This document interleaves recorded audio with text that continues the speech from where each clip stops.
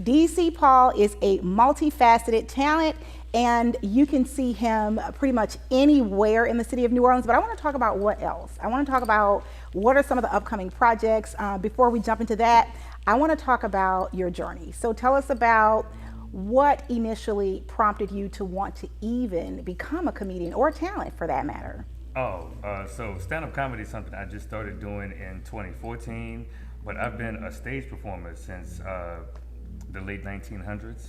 Oh. So how old does that make you? I'm 35, but I have been on stage doing commercials and auditions since the 90s, since like Wow. 94, 95. So I've been into performing arts and theater pretty much since I was young. But stand-up comedy and hosting, which is what like a lot of people know me for, is probably, those are two of the newest things that I've added to my repertoire. Absolutely. And so this explains why you are so very polished. And every time I've had the privilege of seeing you on stage and seeing you out and about and doing your thing, it seems like you're very natural and very poised. You keep the laughs going. You've done everything from host and MC to actually release a comedy CD. A special, not a CD, but a half-hour special. I didn't print any.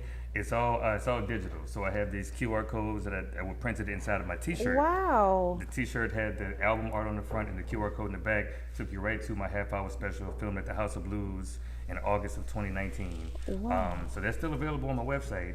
And Okay. now that it's 2021, it's about 2 years old now. So Yes. I'm looking forward to and working on the next special I'll be filming. Indeed. Well, congratulations on that. I know that was a big deal. I heard so much about it out, in the press and just kind of the network. I've seen people out and supporting you, and obviously like we have some of the same affiliations, but to know that you've been consistent nonstop, to know that you're following your passion and you're making absolutely sure that you put your best foot forward, that's the biggest deal. I mean, to make it in this industry and to pursue any dream or any goal, that is totally necessary. So what would you say was one of the defining moments for you, now that we know you've been doing this and really your plight to stardom started in the 1990s? Yeah, I'm exaggerating. Yeah, I was on stage at school plays in the 90s, but Yeah. like I got accepted to NOCA in the theater program in 99. But like, I guess for me, like a defining moment as an adult for me came in 2016 when like I'd heard through the grapevine that there were these women in town shooting this movie. They said it was Jada Pinkett and Queen Latifah and Regina Hall. Yes. And then there was this other young lady whose name I didn't know, but all the comedians were like, "Yo, she's funny. She's on the Carmichael show. She's like, she's killing stuff, and she's in town shooting this movie with them." And people are booking her on different shows. And one of my comedian friends, shout out to Red Bean, called me. He was like, "Google this girl named Tiffany Haddish because you're gonna open up for her." So I was like, "Okay, cool, whatever," But I've told this story a few times. Like that night I opened up for her and got to connect with her. She pretty much kind of validated me as a comedian. Like my first time having like a celebrity comedian be like, she even like shouted out my jokes during her set because I went right before her. So everything about that experience really made me realize that was my calling. But also in that same week, I'd hosted this Alton Sterling tribute fundraiser. And then I ended up going to my regular job too late the next morning. So my employer knew what I was doing. He knew I was out doing comedy and hosting, and then he respectfully fired me from that job for showing up late too many times. Okay. But it was one of the best things that ever happened to me. Honestly, he gave me his blessing he was like, "I know you're coming in late because you're out late doing what you want to do. So just go do it." And and honestly, that was a defining moment for me. Thanks to Tiffany Haddish for like letting me open up for her and for validating me. But like that whole week of performances was like, this is what I should be doing. I'm working that. Just feels good. I'm working this regular ass job. I don't want to say what it was, but this regular ass job sitting behind a computer, and in 2016 when I got fired, that kind of turned up my drive and my hustle, because it's like I don't have that regular paycheck. Now I have to book a show, book a play, that'll book get a the movie. fires rolling. Mm-hmm. Yeah, for sure, certainly. And or fired. Yeah. Oh, that's a thing. But you took that and you made good on it, and you didn't allow it to like bring you into depression. Instead, you flipped the script. Oh, yeah, and best you, thing never happened to me. wow. Even though, I mean, no, at first I was a little torn up about it. Yeah, 'Cause I yeah, know of where the course, money's gonna of come course. from. But like looking back, like I'm glad that freed up so much of my time to focus on what I'm supposed to be doing. Yeah. And I've only had part-time jobs since then. Hello. Well, that Yeah. that works. That means I you're ain't mad at leveled that up. either, yeah. Obviously. Tell us about the little DC. Like, what was your young life more about? Oh, I grew up the middle child of 3 boys. Oh. And my parents were also like foster parents to other kids. So Oh, it was a wow. house Yeah. that was pretty much full. And I say that because the house was so full, I was always pushed to find my own way of entertaining myself. You know, like the video game was always tied up with people. Yeah. I gotta go figure out how to play with a keyboard or how to draw something. So like I feel like that needing to entertain myself in like a house full of people and finding my own ways to entertain myself kind of really put me inside my Jeez. head Yeah. and got me just like my creative juices working since young. Exactly. And Yeah. that kind of sparked your interest to create. My parents saw it even back then. Like I was drawing, I was making things that they thought were paper dolls, but in my mind, these were action figures. You Yeah. know? Well, And I'm playing with I action like figures, that. and they would find them and rip them up, and I'm like, yeah, well that one was a girl, but the men are over here. I'm not just playing with dolls, they're action figures. In the vision of it, right? So how do you like it when someone comes up to you, they've heard or they know that you're a comedian and they say, make me laugh? Oh man, it's terrible, especially when somebody who works somewhere where they charge for extra sauce. Like, okay, well I don't come to your job and be like, give me extra sauce for free. You know what I'm saying? Like, you charge 50 cents for the pack of sauce at the Popeyes. Hell no, you can't give me free laughs. But also, if you know me outside of being a comedian, we're gonna laugh all day. You know, like you don't have to ask me to make you laugh. Let's just chill. You know, come to one of my hosting gigs, listen to my radio show when it was on. But like laughing is free. And DC Paul is always gigging, so there's never a dull moment, and you can catch him. So if you want, you just follow. I want to give your information out, but before we do that, I want to talk a little bit about what is coming up. Like, what can we expect? This is 2021. Things are opening up, and the fact that we can remove the mask, the fact that people are thirsty for entertainment. What can we expect from you? Man, so upcoming, like before this airs, I have I'm doing Comedy to Death this month, and then like I'm going to Memphis for 4 shows. I'm going to a comedy festival in June, all black comedy festival in Atlanta. Coming up soon. But one thing I'm kind of excited to tell people is that I'm getting back into my theater acting game.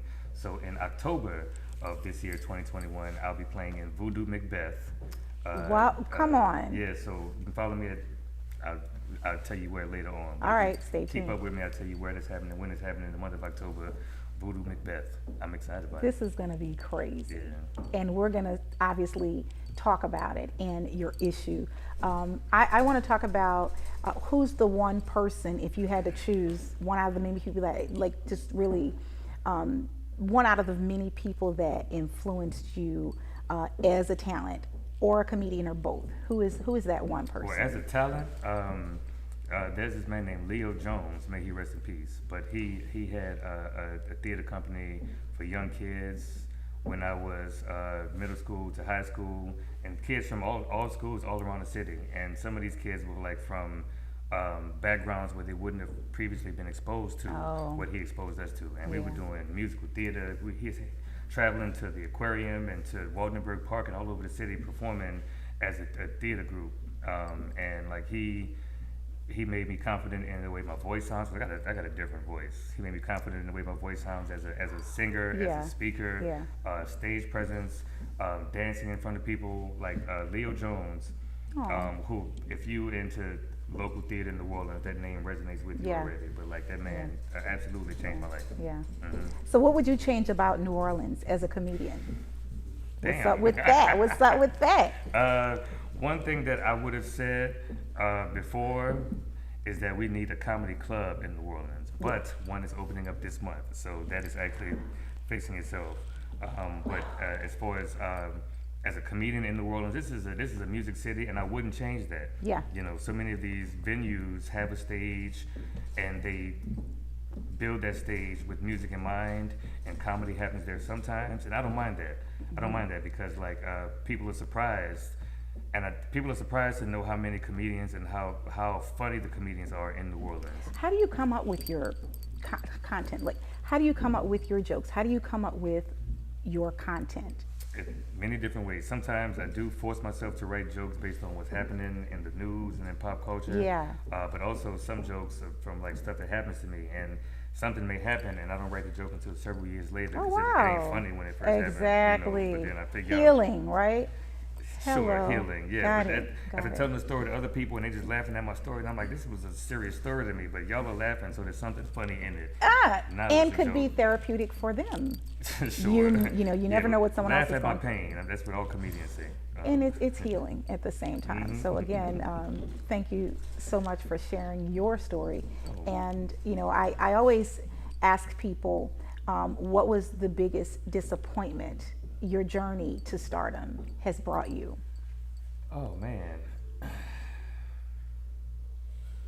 that's a hard question because I'm gonna quote a line from the poem "If," but I meet with triumph and disaster and treat those two imposters the exact same. So like my highest high and my lowest low didn't throw me off of what I already knew my path was. So when I had low things happen to me, and in the moment they were super low. But Yeah. looking back now, I have no regrets. I can't say what my lowest disappointment was. Wow. You know, I've had some lows, but I don't even want to now they were supposed to happen. They just, you know, so I can't even answer that. I don't know. All of my highest high, my lowest lows didn't take me off of where I'm trying to go. Right. And that's what I'm proud of with myself, you know. For the Exxpose Magazine viewers and readers, what advice would you give to someone that's looking to launch a dream and or follow in your footsteps? Follow in your own footsteps and create your own path, because there's so many people who you can look up to who have done it their own way, and you think that doing it their way is going to be your way as well. But like, there's no one path to where you want to go, and even if you think you have the path, Yeah. you don't. You know, like you trust in your discernment, your intuition, believe in yourself even when nobody else does, and follow your heart. And you mentioned earlier consistency. Consistency is super important. Yeah. Like, you know, even if when you every now and then feel discouraged and falter, stay consistent in what your goal is and where you're going.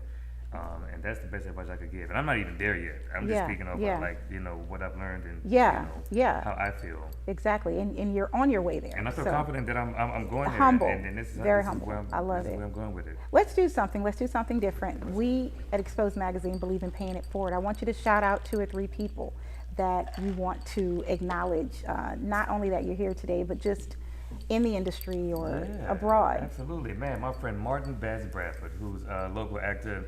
You will see him soon in an Apple TV series starring Samuel L. Jackson. It's the first time Samuel L. Jackson doing a series. All right. It's like 9 episodes. My boy Wow. Martin is in 7 or 8 of those episodes, depending on how the editing go. Okay. Shout out Martin, man. You're doing your thing. Nice. Shout out to my niece Alani Nicole Carcom. Today is her 3rd birthday, but I know when she see this, she's gonna be full. So awesome. No, it won't be that long, but we got you covered. But that is so beautiful. And if I could shout out the 3rd person, Miss CoCo Wade, man, for like what she does. She's been trying to connect with me and get this done for quite some time. So like, she's consistent, persistent, and super talented. Thank you so much. That means a lot. You got it. didn't have to pick me as one of your 3. You are so. Yes, I did. You were sitting right here. I was hoping he would make me laugh tonight. I'm gonna shout out her right here and him right there and everybody but CoCo. No, Wade. you gotta love DC Paul. He is a humble spirit. He doesn't put himself before others. He does a lot of selfless acts, and he's on his way. So we like to be the first of a few things, and I want to share with you today that you will be on the cover of Exxpose Magazine, and we're proud of you. Thank you. And my first magazine cover. First magazine cover. I'm gonna And get so many copies. many more after that. But thank you for giving us that opportunity. And we're going to continue watching your journey and sharing your story. And ultimately, we'll see you in the club when you're doing stand-up. And we'll be bragging on you and just keep doing what you're doing. Yeah, certainly. And certainly stay humble. We Thank you so appreciate much. it. So before we sign off, how can everyone get your comedy special? How can people contact you? Let them know how they can continue to follow. Oh man, I'm easy to find. I'm Who is DC Paul on all social media networks and whoisdcpaul.com. My comedy special is at whoisdcpaul.com / the word 80 hyphen the word 5. The special is called 85, so you just got to spell 80 - 5 out on my website. But also, if you DM me on one of them social media platforms, I might just send you a link because it's almost 2 years old. Yeah. I just want you to see it. So if you don't want to pay the $10, I understand. You're going to pay it later on.